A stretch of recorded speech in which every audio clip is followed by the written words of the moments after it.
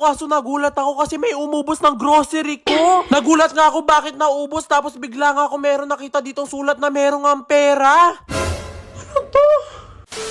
Hapon na nga to nang bigla ko nga maisipan na umuwi nga sa Maynila at para nga pumunta sa kondo ko kasi matagal na nga ako hindi nakakauwi doon. At pag uwi ko nga dito talagang sobrang saya ko nga kasi talagang na-miss ko nga talaga tong kondo ko kasi dito nga ako naglagi nung nag-aaral pa nga ako dito sa Maynila. Kaya naman agad-agad ko na nga binuhat nga tong maleta ko at pumunta na nga ako dito sa sala para nga makapagpahinga na nga ako. Alas 8 na kasi ng gabi nung nakarating nga ako dito kasi nga sa sobrang traffic dahil nga baha nga dito sa Manila. Kaya talagang sa sobrang traffic napagod nga ako kaya naman binaba ko na nga tong bag ko at nanood nga ako ng TV. At habang nanonood nga ako, chinek ko nga muna tong kondo ko kung maalikabok na nga kasi matagal na nga itong hindi nga napupuntahan. Pero dahil nga meron naglilinis dito sa kondo ko kada linggo nga, hindi nga ako nakakita ng alikabok o kaya dumi. At habang nagche-check pa nga ako kung malinis nga o madumi nga tong kondo ko, bigla nga ako merong naalala. Bago nga pala ako umalis dito, maraming nga pala akong pinag-grocery at talagang punong-puno nga to ng grocery itong kondo ko. At nung binuksan ko nga yung rep, talagang nagulat ako kasi wala nang ang laman yung rep namin. At ang tanging natira na nga lang dito sa rep namin itong ang straw ng mga juice. Hindi nga lang rep namin yung punong-puno nga ng grocery pati nga yung cabinet kaya naman agad-agad na nga akong pumunta doon. At pagbukas ko nga nitong cabinet talaga nagulat ako kasi wala nang ang laman ng mga grocery itong ang cabinet na punong-puno nung iniwan ko nga. Kaya talagang sobrang nalungkot nga ako kasi nasaktuhan pa nga na gutom ako dahil nga sa haba nga ng biyahe namin. Pero wala nga akong magagawa. Ito na nga yung nadatnan ko dito sa kondo ko at hindi ko na nga alam kung ano yung gagawin ko. Kaya habang pabalik nga ako sa upuan ko talagang sobrang lungkot ko nga nang bigla nga ako meron nakitang isang kakaibang bagay. Talaga namang nagulat ako kasi meron nga ako dito nakitang isang sulat tapos merong mga nakalakip na pera. Hindi ko nga alam kung sino nga yung nagsulat nito kaya naman agad-agad ko na kinuha para nga mabasa kung ano nga yung mga nakasulat nga dito sa sulat na to. At nung binasa ko nga ito nga nakasulat dito.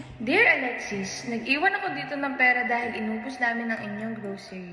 Nagmamahal, ate. At ang nag-iwan pala ng pera na to si Ate Tong. Sila daw kasi yung umubos ka ng grocery ko dito kaya nag-iwan sila ng pera para may pang grocery ulit ako. 1, 2, 3, 4, 5. Ay, 5,000 pesos. Saan ko naman kaya ito mapagkakasya? Kaya pa kaya na ito makapag-grocery? Yaman na mag-grocery pa rin ako. Tara!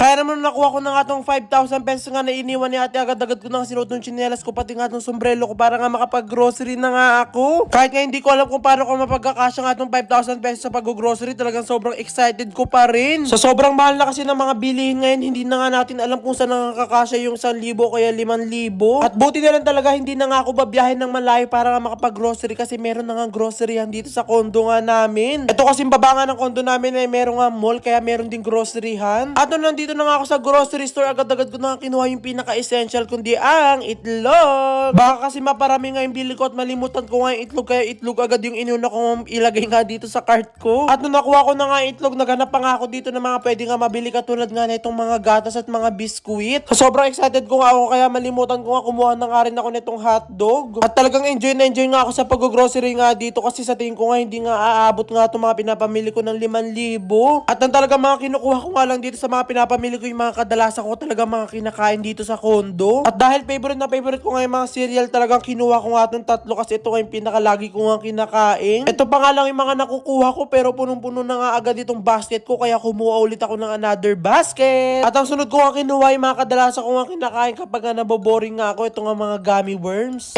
Gummy candy pala, hindi pala sila mga gummy worms. At nung natapos na nga ako sa gummy candy, pumunta na nga ako dito sa rep para nga kumuha yung mga kadalasan ko nga ginagamit kapag nagluluto nga ako sa kondo. Kadalasan niluluto ko kasi sa kondo mga noodles nga kaya kumuha talaga ako ng mga pansahog sa instant noodles. Hindi nga lang to yung mga kailangan ko nga bilhin, kailangan ko nga rin bumili ng mga instant food, yung mga ima-microwave na lang tapos pwede nang kainin. Sobrang hassle kasi sa kondo na magluto ka na kung ano-ano kasi marami kang kapitbahay, baka kasi maka-istorbo ka sa amoy. At nung nakakuha na nga ako na iba pang frozen food, talaga naghahanap pa nga ako dito kung ano mga pwede pang mabili. At nung natapos na nga ako dito naman nga pumunta sa section na kung saan nandito mga favorite ko kinakain kapag nanonood ako ng movie. Kinuha ko nga lang dito yung mga kadalasan ko nga, okay, yung mga favorite ko nga na chichirya. At medyo nag-enjoy nga ako dito kasi medyo marami nga ako napamiling mga chichirya. Napuno na nga yung isang cart ko tapos bigla ko naalala na hindi pa pala ako nakakapamili nga ng mga dilata. Ito nga kasi yung kadalasan pantawid gutom nga namin kapag nga tinatamad nga kami magluto sa kondo. Kaya hindi talaga pwedeng malimutan nga itong mga to kasi wala ata kami makakain kapag hindi nga ito nabili. At sa mga oras nga ito talaga kinakabahan na nga ako kasi baka hindi magkasya nga itong iniwan na 5,000 3,000 pesos ni ate dahil nga ang dami ko na nga napamili. Pero sa tingin ko naman magkakasya nga to kaya naman nagtuloy pa nga ako sa pamimili at kumuha nga ako nito mga inumin nga na ilalagay nga namin sa ref. Kahit nga hindi nga ako mahilig uminom nga na itong mga pinagbibili ko nga talagang binibili ko pa rin kasi marami nga pumupunta sa kondo ko. Nakakaya naman kapag may bisita nga ako tapos wala silang maiinom. Hindi pa nga ako nakontento sa mga oras na to at kumuha pa nga ako nitong mga kahon-kahon nga ng mga sesto. At nung napuno na nga ulit yung isang cart, tumigil na nga ako kasi baka nga hindi nga magkasya yung 5,000 nga na iniwan ni ate. Pumila na nga agad kami dito nga sa cashier para nga mabayaran na to at may lagay ko na agad sa kondo ko at makapag-restock na ako sa kondo.